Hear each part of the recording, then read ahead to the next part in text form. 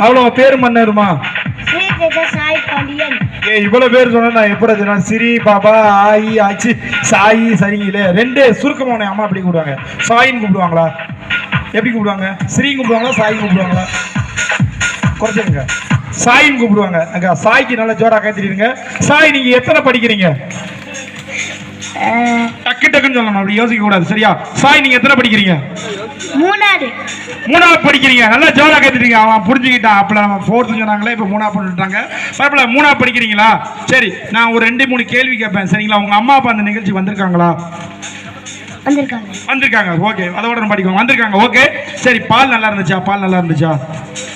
நல்லா இருந்துச்சு. நல்லா இருந்துச்சு. அப்புறம் 10 ரோடு 10 ரோடுரா இல்லையா? சரி ஓகே. அப்ப நீ குடிச்ச பாலை வெளியில எடுத்துடலாமா?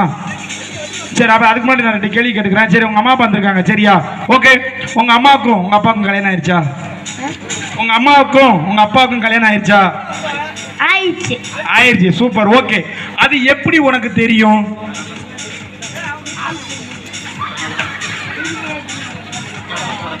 அதனாலதான் போடுறேன்டியா?